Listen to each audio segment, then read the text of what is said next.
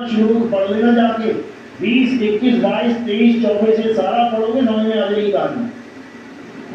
उसमें साफ लिखा है कि कोई भी देवी देवता किसी भी इंसान को अपनी तरफ से कुछ भी फल नहीं दे सकता।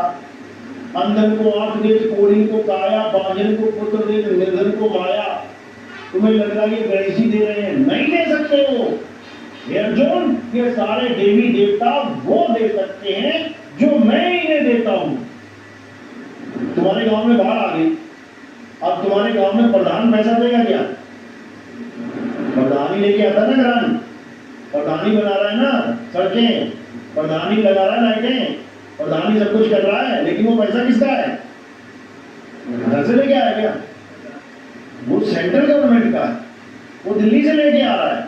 अब जो जान रहा है वो तो समझ रहा है प्रधान कहां से भी मांग के लाया है, और जो नहीं जान रहा वो कह रहे हैं हमारे गांव का प्रधान बड़ा दयालु है, अरे बड़ा पैसा लगाया उसने, अरे गांव चमका दिया उसने। वो तो भगवान है, भगवान नहीं है वो लेके आ रहा है मांगे का सामान और बन गया यहाँ पे भगवान।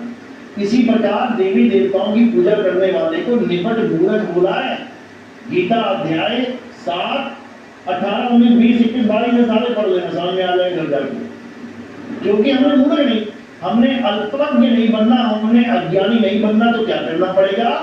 तो हमें आत्मा के ज्ञान को समझना पड़ेगा। हे अर्जुन, अध्याय 3, 17वां श्लोक। हे अर्जुन, जो अपनी आत्मा में रमण करते हैं, जो अपनी आत्मा में तृप्त हैं, जो अपनी आत्मा में संतुष्ट हैं, उनको कोई, उनके ऊपर कोई भी धार्मिक कर्म कर्तव्य लागू नहीं होता।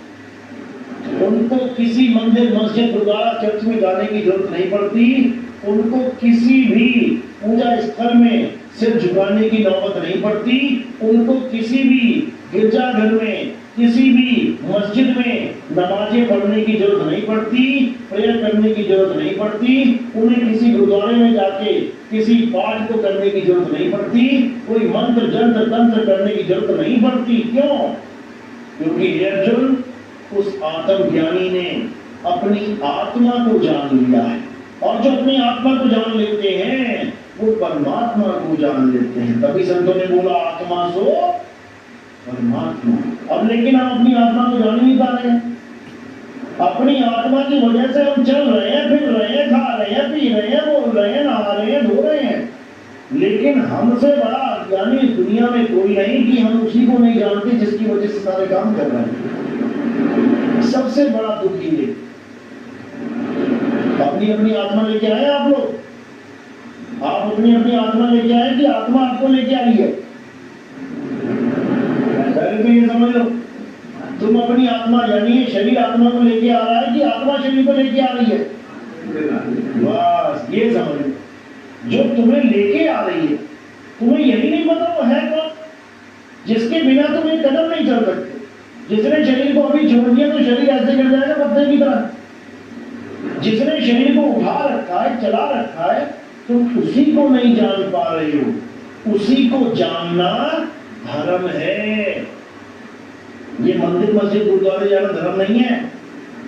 ये तो हमने एक पूजा पाठ की सामग्री बना दी है, मन को एकाग्र करने के लिए कि क्या करे क्या करे क्या करे, चलो मंदिर ही चल पड़ते हैं, बस इससे ज्यादा कुछ नहीं।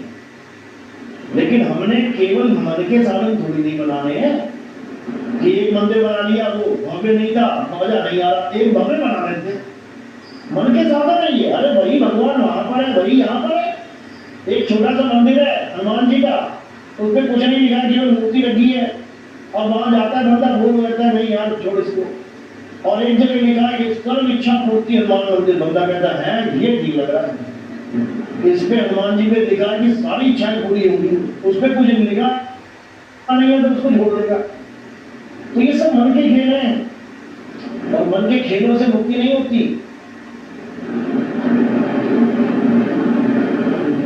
तो इसलिए अब क्या करना है?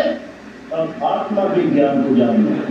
कबीर साहब कह रहे हैं, जल में नीर प्यासी, मुझे देखते आवे हासी, आत्म ज्ञान बिना न भटके, कभी काबा कभी काशी। आत्म ज्ञान बिना न भटके, मंदिर में भटक रहा है, मुसलमान मस्जिद में भटक रहा है, सिख गुरुद्वारे में भटक रहा है, ईसाई चर्च में भटक रहा है। कारण क्या है?